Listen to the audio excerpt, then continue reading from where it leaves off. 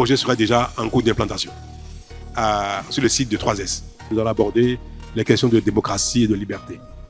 Qu'est-ce qu'il convient de corriger, de rajouter?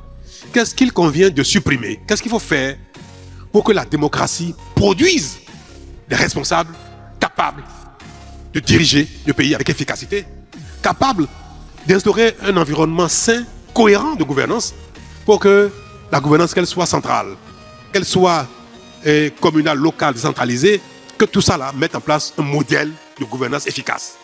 Pour moi, la question de la démocratie ne peut s'exprimer que à travers l'atteinte des objectifs.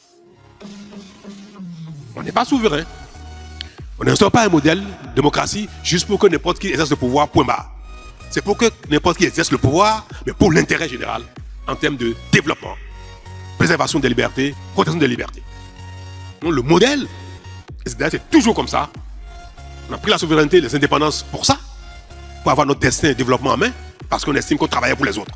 Est-ce que ce parcours démocratique il donne de bons signaux pour la suite en termes d'efficacité de gouvernance ou non? Si c'est non, qu'est-ce qu'il faut corriger? Qu'est-ce qui ne va pas dedans? Qu'est-ce qu'il faut rajouter? Qu'est-ce qu'il faut supprimer? Qu'est-ce qu'il faut améliorer pour que l'action publique soit efficace? Je suis Dr Ariel Arwansou, je suis médecin de formation et la directrice d'une entreprise dénommée Kea Medical, fondée depuis 2017, et nous intervenons dans le domaine de la transformation digitale du secteur de la santé. Aujourd'hui, nous sommes davantage de jeunes à entreprendre, à initier, à créer. Et il y a beaucoup de structures qui accompagnent l'amorçage au niveau de ces jeunes pousses-là, notamment l'ADPME, le programme PSIE, le label Startup, le programme Semesity et beaucoup d'autres. Mais très vite, dans la lancée, on se retrouve heurté au plafond de verre. Parce qu'après l'amorçage, il y a le vide, on tombe rapidement dans le vide. Comme vous l'aviez dit, la jeunesse béninoise regorge d'intelligence, regorge de talent. Et nous avons besoin de créer notre propre Elon Musk béninois. Nous avons besoin de créer notre propre Jeff Bezos béninois. Et pourquoi pas d'ici 2030, créer l'équivalent d'un Jack Ma, version féminine qui émerge de la Silicon Valley africaine, qui va se mettre en place à Ouida. C'est bien possible et vous savez très bien le faire, Monsieur le Président, avec tous les exemples que vous avez montrés déjà dans d'autres secteurs. Et ma proposition dans ce sens, c'est qu'il y ait un fonds souverain de propulsion et d'expansion qui soit mis en place pour investir des capitaux vraiment conséquents dans ces valeurs sûres. Je réponds au nom de Tajoudine Ousmane. Ma question est celle-ci. Au soir des législatives de 2026, si aucune formation politique n'a pu réunir les 20% dans toute institution électorale, que va-t-il se passer? Merci beaucoup, Monsieur le Président. Monsieur le Président, je suis Eudoxie Dakpe. Monsieur le Président, ma préoccupation est celle-ci. Aujourd'hui, je n'arrive pas à comprendre pourquoi est-ce que certains considèrent notre code électoral, qui constitue notre fierté politique, comme étant une réforme chrysogène. Je vous remercie. Je suis Ezekias Biao, étudiant à l'Université de Parakou, membre de l'Union progressiste de renouveau. Monsieur le Président, je pense que l'un des grands acquis que nous avons en matière démocratique, c'est la leçon que vous êtes venu nous donner. La leçon de ne pas être un homme politique, mais un homme d'État. Pour moi, c'est un acquis à consolider. Et ma première question dans le domaine de la démocratie serait de savoir quel mécanisme, selon vous, pourrait permettre à la jeunesse béninoise que nous sommes de jouer un rôle actif et non passif dans la pérennisation des acquis démocratiques de votre gouvernance. Je vous remercie. Monsieur le Président, lorsque vous faisiez votre développement tout à l'heure, vous avez indiqué que notre pays a traversé des stades. Et donc le stade auquel nous sommes aujourd'hui, il y a eu des réformes, et ces réformes, normalement, devraient nous permettre de conforter ou de consolider notre démocratie. À partir de 2022-2023, on a, à l'heure où je vous parle, que 3 partis politiques à l'Assemblée nationale. Et donc la relecture du code électoral actuel, plus précisément au niveau de l'article 146 nouveau, on se rend compte que les conditions, plus précisément d'éligibilité après une élection législative, ont été corsées. Et donc, si on n'a que 3 partis politiques à l'Assemblée nationale et qu'on corse les conditions, pour ne pas dire 2 partis et demi, puisque des 3 partis, 2 sont de la majorité présidentielle, c'est-à-dire, je les qualifie parfois de fils légitimes et illégitimes, et donc qui très souvent poursuivent la même politique. Et donc, si on corse les conditions d'éligibilité au niveau de l'Assemblée nationale, probablement un parti où on souhaiterait qu'un parti ne puisse pas avoir accès à l'Assemblée nationale. Et donc, si un parti n'a pas accès à l'Assemblée nationale, et je suppose que les deux partis qui ont accès à l'Assemblée nationale sont de la même obédience, je ne crois pas, Monsieur le Président, que cette condition puisse, ou cet article puisse profiter ou travailler à renforcer la démocratie. Si deux des trois partis, c'est-à-dire deux partis de la même obédience, au niveau des trois partis, deux de la même obédience arrivent à accéder au Parlement et non le troisième, sans plus sans moins, on travaille à, je vais dire, à fragiliser la démocratie qu'à renforcer la démocratie. Et donc ma question est celle-ci. Si la relecture de l'actuel code électoral a été faite, cette relecture a été faite dans le sens de renforcer la démocratie, pourquoi souhaiterait-on désormais qu'au niveau de l'Assemblée nationale, on ne puisse avoir que deux partis, ou qu'un seul parti, ou que deux partis qui parlent le même langage? C'est fondamentalement ça ma question, Monsieur le Président. Je suis Yanki Saka Sero du Parti Les Démocrates. Pour en venir à la démocratie, je pense que la démocratie voudrait quand même que le peuple ait sa souveraineté. Et au nom de cette souveraineté, elle voudrait quand même aussi qu'il y ait de la contradiction politique. Mais c'est amer de constater aujourd'hui que la contradiction, en tout cas les voix qui ne disent pas forcément, qui n'ont pas le même langage que le gouvernement, se retrouvent soit en exil, soit en prison. Ils ont évoqué le débat. Je voudrais véritablement que pour que cette démocratie-là puisse régner, qu'on puisse véritablement laisser la contradiction régner et libérer la parole en République du Bénin. Je vous ai une fois écouté parler, dire que vous êtes panafricaniste. J'ai écouté le président Macron par rapport à l'insécurité au Bénin sur l'acquisition de l'armement, qui disait que, en fait, le Bénin n'avait pas encore la possibilité d'acquérir un certain nombre de choses. Et je voudrais véritablement savoir, parce que quand je me suis renseignée, les informations que j'ai eues, c'est que on est un peu limité à cause des accords coloniaux. Et je pense que le gouvernement est une continuité, l'État est une continuité. Dès lors que vous êtes là, quelles sont les mesures que vous prenez pour que ces accords-là soient revisés, qu'on puisse véritablement avoir la liberté d'acheter, de prendre ce que nous voulons, selon les politiques que nous définissons, selon les priorités que nous avons par nous-mêmes. Je vous remercie. Merci, madame. C'est incroyable. Merci. Je voudrais commencer ma réponse par son évocation de la souveraineté. Vous avez écouté le président Macron, vous avez dit, moi je l'ai écouté aussi, mais on n'a pas la même compréhension. En termes de souveraineté, et ça c'est important, et je voudrais que la jeunesse béninoise comprenne ce mot, et utilise ce mot, pas comme malheureusement on l'entend de toutes parts, où souveraineté veut dire simplement insulter l'autre, dire qu'il y a des colons, des impérialistes partout, et que nous ne sommes pas développés à cause des autres. Je veux le dire, il faut bien le noter. Si nous ne sommes pas développés, c'est notre propre faute. Madame, si nous ne sommes pas développés, c'est notre propre faute.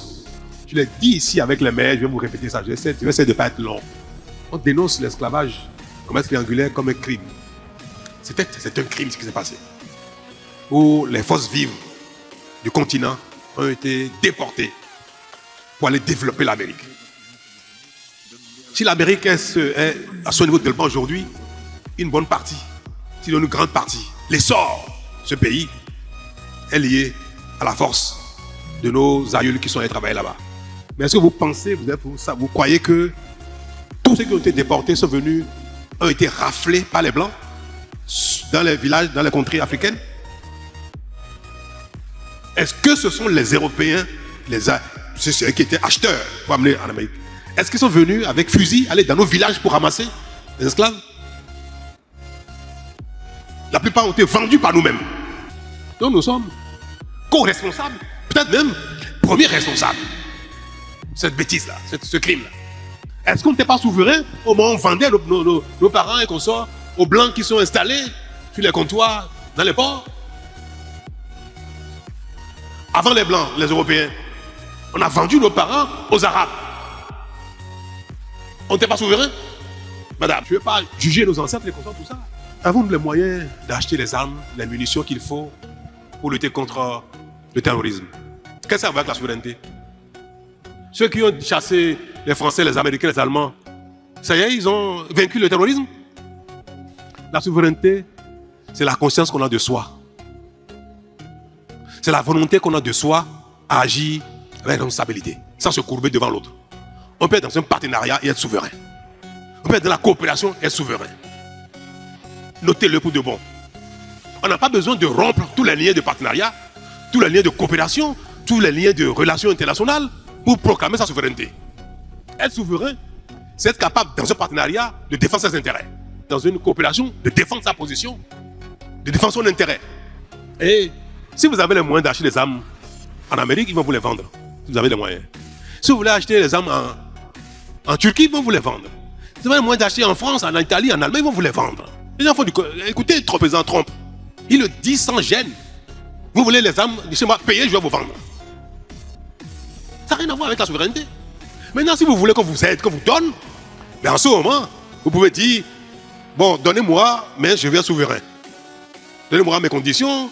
Les gens vous disent, payez, faites-moi ça, vous dites non, non, non. Faites-moi ça, mais dans quelles conditions? Donc, le fait de solliciter l'autre en s'ignorant soi-même, en refusant de faire des efforts soi-même, peut vous amener à perdre votre souveraineté. Et moi, depuis que nous sommes là, nous ne faisons rien sans regarder les autres en face dans les yeux. Rien.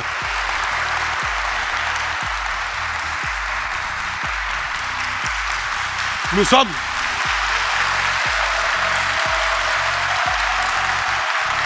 Merci.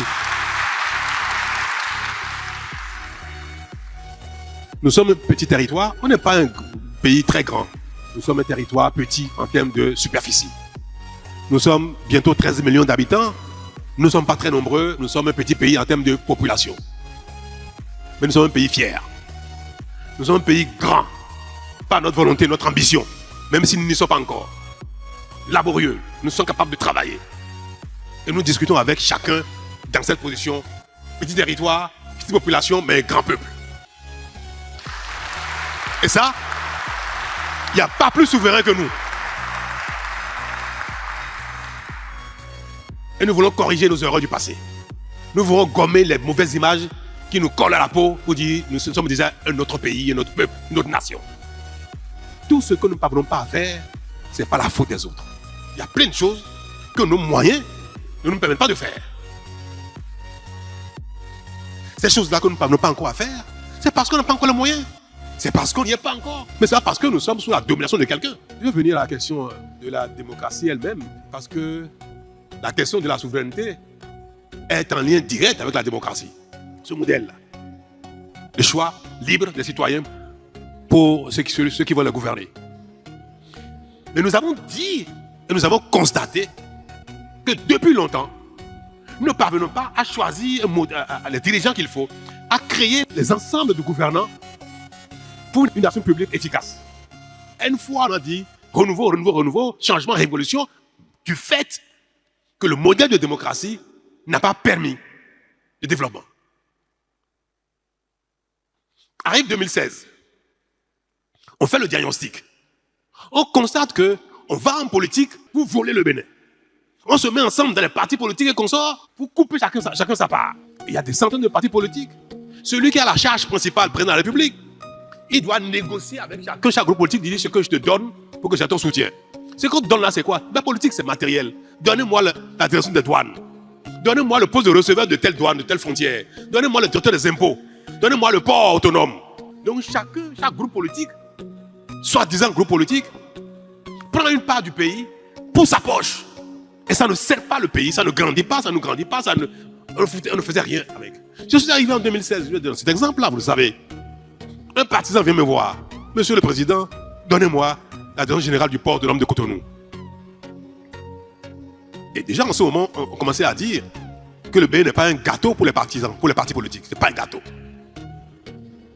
On ne vient pas en politique pour partager le gâteau. C'est ça qui se passait au Bénin. Je dis, mais pourquoi vous voulez être directeur général du port autonome de Cotonou? Vous avez une expertise particulière en termes de gestion des quais, des navires, de ceci et consorts, de la stratégie et consorts. Non. Je dis, mais pour moi, ta formation même ne permet pas de prendre efficacement le port. Ça fait longtemps que le port du Bénin, vraiment, dans un état pas bien. Et il faut dire, non, monsieur le président, je vais faire ce qu'il faut. Mais je vous promets quelque chose. Si vous me donnez le port, pour chaque élection communale, législative, présidentielle, tout ça dans ma localité, je ne vous demanderai pas un sou.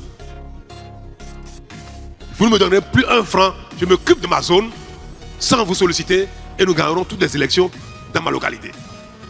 Je dis, c'est pour ça que vous voulez être DG du port? Oh, dit mon cher ami, tu es disqualifié sur le champ.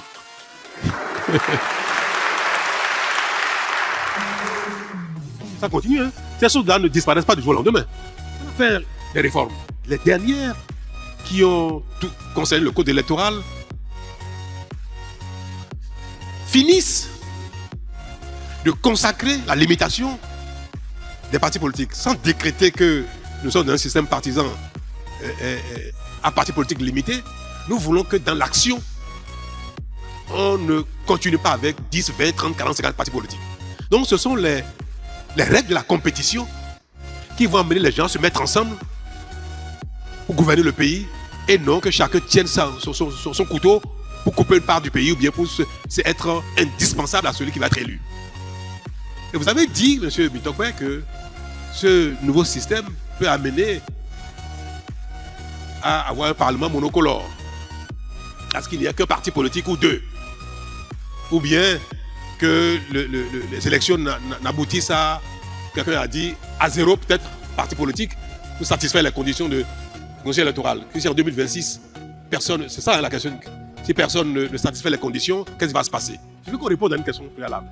Est-ce que c'est bien qu'il n'y ait pas 10, 20, 30, 40 partis politiques qui se partagent la décision au Parlement? Une loi vient. Il y a, la contradiction est utile. C'est même indispensable, madame.